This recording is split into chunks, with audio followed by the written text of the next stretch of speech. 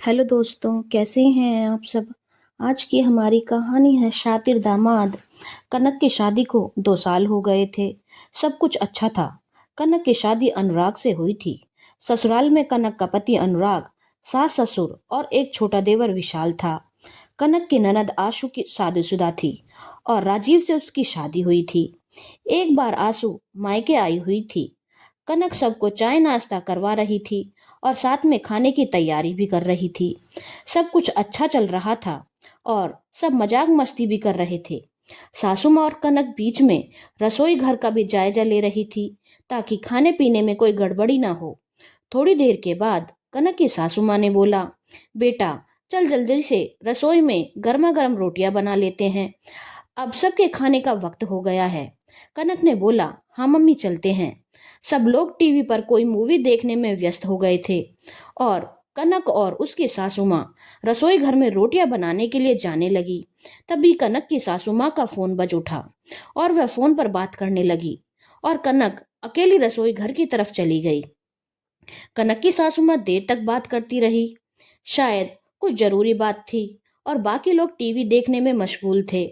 कनक के नंदोई राजीव पानी लेने के लिए किचन की तरफ आए और किचन में कनक को अकेला देखा। थोड़ी देर के बाद किचन से कनक की जोर जोर से चिल्लाने की आवाज आई। सब लोग हड़बड़ाकर किचन की तरफ आए तो देखा कनक गुस्से में खड़ी थी और राजीव जी ठीक उसके सामने खड़े थे। तभी कनक ने गुस्से में एक जोरदार थप्पड़ राजीव को लगा दिया। हिम्मत कैसे हुई मेरे साथ बदतमीजी करने की। घर में सब हैरान थे। घर के दामाद को इस तरह से थप्पड़ लगा देना और इतनी बदतमीजी से दामाद के साथ बात करना। कनक की सासू माँ बहुत जोर से चिल्लाई, कनक तुम्हारी हिम्मत कैसे हुई राजीव जी के साथ ऐसे बात करने की। इस घर के दामाद हैं वह, उनके ऊपर हाथ उठाने की हिम्मत कैसे की तुमने। कनक ने भी गुस्से में बोला, दामाद है तो क्या कुछ भी करेंगे। बहुत ही गलत तरीके से इन्होंने मुझे छुआ है। पानी लेने के लिए आए थे किचन में और यहाँ पर मुझे अकेला देखकर बहुत गंदे तरीके से मुझे हाथ लगाया, जो कि मुझे बिल्कुल पसंद नहीं आया। क्या समझते हैं दामाद है तो कुछ भी करेंगे। राजीव ने बोला, यह आप क्या बोल रही हैं भाभी। आप ऐसी बकवास कैसे कर सकती हैं मेरे बारे में। क्या मैं आपको ऐसा वैसा लगता हूँ। तब तक आंसू कनक के सामने आकर खड़ी हो गई। भाभी आपकी हिम्मत कैसे हुई मेरे पति के ऊपर हाथ उठाने की और ऊपर से इतना घटिया इल्जाम मेरे पति के ऊपर लगाने की। तुरंत के तुरंत राजीव जी से माफी मांगिए, नहीं तो आपकी खैर नहीं। कनक ने बोला, बकवास बंद करो आंसू, अपने पति से बोलो मुझसे माफी मांगे। इतने गलत तरीके से उसने मुझे हाथ लगाया है, समझ क्या रखा है खुद को। तब तक कनक के सास ससुर दोनों कनक के ऊपर चिल्लाने लगे, हिम्मत कैसे हुई तुम्हारी दामाद जी को ऐसा बोलने की और इतना घटिया इल्जाम उनके ऊपर लगाने की। 5 सालों से इस घर के दामाद हैं वह, हम अच्छे से जानते हैं वह ऐसी कोई घटिया काम कभी नहीं कर सकते। अपनी बकवास बंद करो। कनक ने बोला, मैं बकवास नहीं कर रही हूँ। और अनुराग की तरफ देखा। अनुराग ने भी अपनी पत्नी कनक की साइड लेते हुए बोला, हाँ तो हम लोगों ने भी यहाँ पर कुछ भी नहीं देखा, तो आप लोग कैसे बोल सकते हैं कि क्या हुआ है और सीधा सीधा राजीव जी का साथ दे सकते हैं। यहाँ क्या हुआ यह तो बस राजीव जी और कनक ही जानते हैं। जैसे आप लोगों को राजीव जी पर विश्वास है, मुझे कनक पर विश्वास है। आखिर वह भी तो इस घर की बहू है, वह भी तो 2 साल से इसी घर में है और मेरी पत्नी है। आंसू ने बोला, वाह भैया, आज अपनी पत्नी के लिए इस घर के दामाद को बेइज्जत करने में कोई कसर नहीं छोड़ी आपने। अनुराग ने बोला, आंसू जैसे तुम्हें अपने पति के ऊपर भरोसा है ना, वैसे ही मुझे अपनी पत्नी के ऊपर भरोसा है। जब तुम अपने पति की बात को सही बता सकती हो तो मैं भी अपनी पत्नी की बात को सही बता सकता हूँ। मुझे पूरा यकीन है कि वह ऐसी गंदी हरकत कभी नहीं कर सकती कि झूठ मूठ इस घर के दामाद को बदनाम करे और उनके ऊपर हाथ उठाए। आंसू ने बोला, और मेरे पति ऐसा कर सकते हैं। बकवास मत करो, अपनी पत्नी की तरफदारी करनी बंद करो। अनुराग के माता पिता ने बोला। अनुराग कनक से बोला, अभी के अभी राजीव जी से माफी मांगो। इतनी बेइज्जती कर दी इस घर में राजीव जी की, इस घर के दामाद की, अपनी गलतफहमी की वजह से। अनुराग ने बोला, बिल्कुल नहीं माँ, बिना देखे आप सीधा सीधा राजीव जी की साइड नहीं ले सकती, सिर्फ इसलिए कि वह इस घर के दामाद हैं। जैसे आंसू आपकी बेटी है वैसे ही मैं भी तो आपका बेटा हूँ। जैसे आपकी बेटी अपने पति का साथ दे रही है, वैसे ही मैं भी अपनी पत्नी का साथ दे रहा हूँ। हम दोनों आपके ही बच्चे हैं, तो आपको अपनी बेटी की बातों पर यकीन है और बेटों की बातों पर नहीं। अनुराग के माता पिता ने बोला, हमें वह सब कुछ नहीं सुनना। हमें बस इतना पता है कि कनक ने दामाद जी के ऊपर हाथ उठाकर बहुत बड़ी गलती की है और तुरंत के तुरंत उसे दामाद जी से माफी मांगनी पड़ेगी। कनक ने बोला, मैं कोई माफी मांगने वाली नहीं, बल्कि राजीव जी को मुझसे माफी मांगनी पड़ेगी। जो हरकत आज इन्होंने की है मेरे साथ, कोई इतना बेशर्म कैसे हो सकता है कि अपने पत्नी की भाभी को गलत तरीके से हाथ लगाए, कहकर कनक अपने कमरे में चली गई। आशु और राजीव ने पूरे घर में बवाल मचा दिया और आशु के माता पिता और आशु और राजीव का साथ दे रहे थे, लेकिन अनुराग कनक के साथ था। राजीव ने बोला, अब वह इस घर में कभी नहीं आएगा जिस घर में दामाद के साथ इतनी बदतमीजी की जाती है। राजीव के सास ससुर ने बोला, नहीं दामाद जी, आप इस घर में बिल्कुल आएंगे। आप इस घर के दामाद हैं। कल की आई इस लड़की के लिए हम आपसे रिश्ते खराब नहीं कर सकते। अब अनुराग के माता पिता ने सीधा सीधा बोला, अनुराग, तुम अपनी पत्नी के लिए घर के दामाद को नाराज कर रहे हो। कुछ भी है, वह दूसरे घर की है और कुछ दिन हुए हैं उसे यहाँ आए।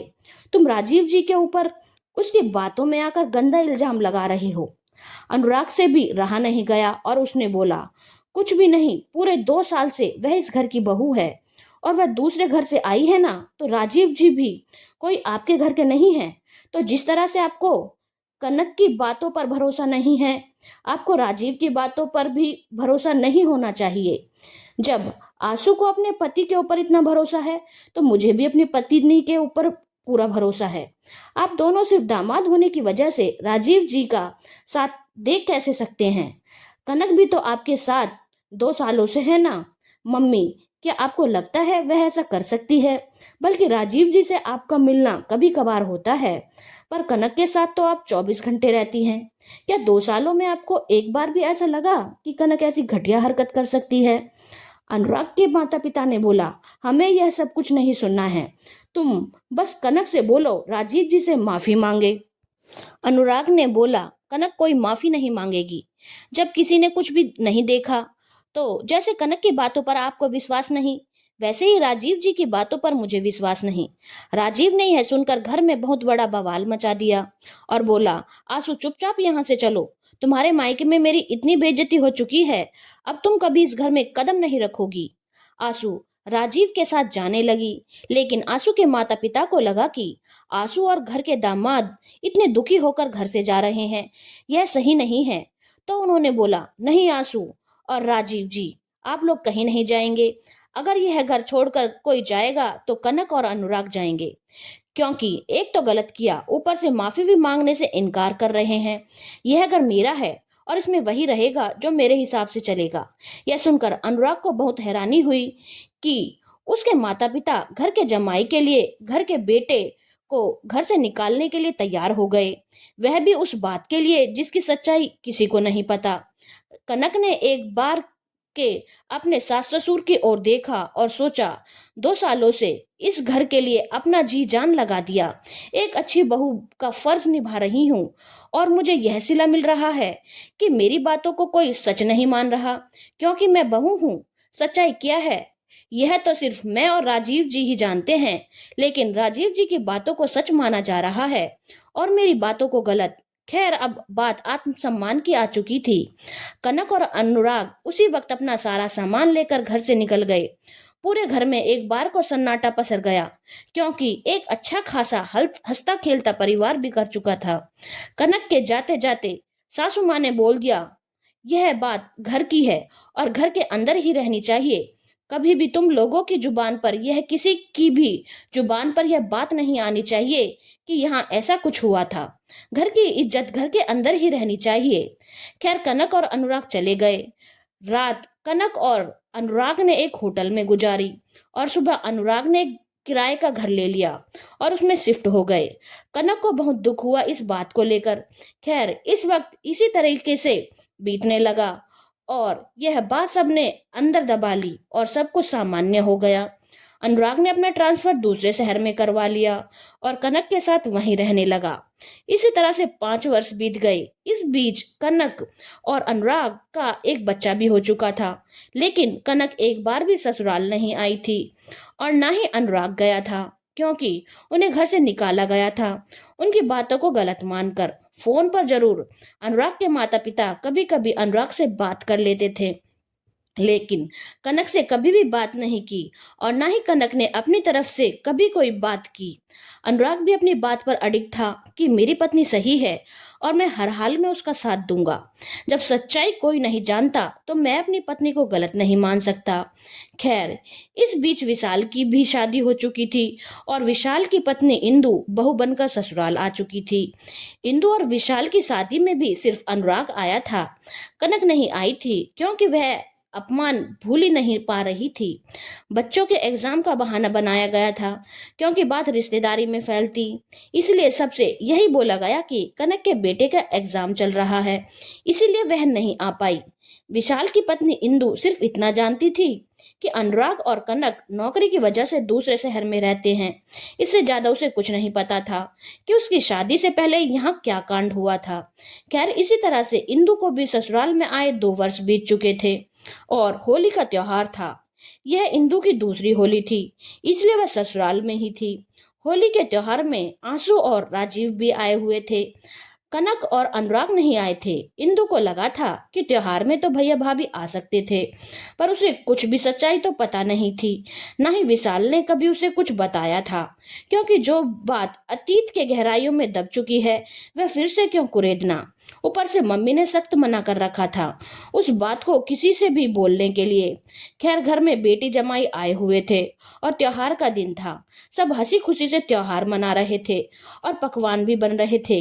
सब छत पर होली का भी मजा ले रहे थे और विशाल, इंदु, आशु, राजीव सब छत पर होली खेल रहे थे। सासू माँ नीचे ही थी और किचन संभाल रही थी। थोड़ी देर में इंदु नीचे आ गई, सासू माँ के पास किचन में। सासू माँ ने बोला, क्या हुआ इंदु, तुम नीचे क्यों आ गई? ननद नंदोई आए हैं, होली खेलो, मजे करो। तुम ही लोगों की तो उम्र है अभी मजे करने की। इंदु ने बोला, नहीं मम्मी जी, मेरा दिल नहीं कर रहा, मैं आपकी किचन में मदद करवा देती हूँ। सासू माँ ने बोला, ऐसा क्या हो गया, मन क्यों नहीं कर रहा? तुम्हें तो होली बहुत पसंद है ना। इंदु को कुछ भी समझ में नहीं आ रहा था कि वह क्या बोले। हाँ मम्मी जी, लेकिन अब बहुत होली खेल ली, मैं नहा लेती हूँ, फिर किचन में आपकी मदद करवा देती हूँ। सासू माँ को इंदु कुछ उदास लगी। उन्हें कुछ समझ में नहीं आया कि क्या हुआ। इंदु अपने कमरे में जाने लगी तो सासू माँ भी उसके पीछे पीछे कमरे में गई और बोली, क्या बात है इंदु, कुछ हुआ है क्या? इंदु को कुछ समझ में नहीं आ रहा था कि वह क्या बोले। इंदु ने बोला, मम्मी मैं क्या बोलूं, मुझे कुछ समझ में नहीं आ रहा। जब छत पर हम सब होली खेल रहे थे तो जीजाजी ने बहुत गलत तरीके से 2-3 बार मुझे छूने की कोशिश की, रंग लगाने के बहाने। मुझे बिल्कुल अच्छा नहीं लगा, लेकिन होली का त्योहार है, मुझे लगा गलती से हो गया होगा। पर एक बार बार बार एक जैसी गलती नहीं होती। मुझे अच्छा नहीं लग रहा था, लेकिन मुझे कुछ समझ में भी नहीं आ रहा था, इसीलिए मैं नीचे चली आई।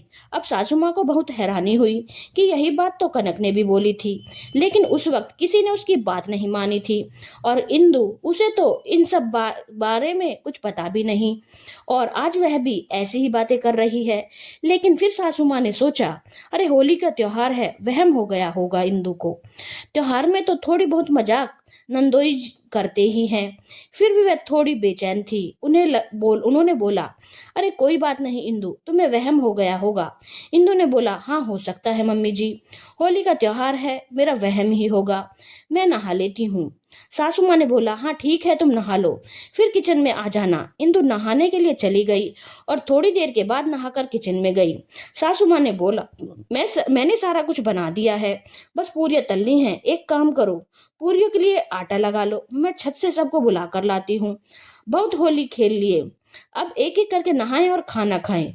सुने ना। इंदु पूरियों के लिए आटा लगाने लगी और बोली, ठीक है, जब तक मैं आटा लगाकर पूड़ियाँ बेलूंगी तब तक सब लोग नहा लेंगे, फिर जल्दी जल्दी से तलकर सबको गर्मा गर्म खाना दे देंगे। सासू माँ छत पर चली गई और सबसे बोला, बहुत होली खेल ली, चलो अब सब जल्दी जल्दी से नहाओ, खाना तैयार है। लेकिन सासू माँ छत पर आई तो विशाल माँ को ही रंग लगाने लगा। आंसू ने भी माँ को रंग लगाना शुरू कर दिया कि माँ हमारे साथ भी तो होली खेल लो। आप तो नीचे ही रह गई। ससुर जी भी छत पर ही थे। इसी बीच राजीव नीचे आ चुका था नहाने के लिए। एकाएक इंदु भागती हुई छत पर आ गई और विशाल से लिपट गई। विशाल ने बोला, अरे क्या हो गया? इंदु ने बोला, मैं पूरियों के लिए आटा लगा रही थी और राजीव जी पीछे से किचन में आकर मेरे साथ बदतमीजी करने लगे। मैं घबरा गई और भागकर यहाँ आ गई। अब तो सब लोग घर में घबरा गए कि ठीक यही बात कनक ने भी कही थी। तब किसी ने कनक को सच नहीं माना था। और आज इंदु, जिसे कि इन सब बारे में कुछ भी नहीं पता, वह भी यही बात कह रही है। अब तो विशाल और विशाल के माता पिता को दाल में कुछ काला लगा। लेकिन आंसू और राजीव ने फिर से बवाल मचा दिया। और राजीव ने बोला, आपकी दोनों बहुएं ऐसी ही हैं।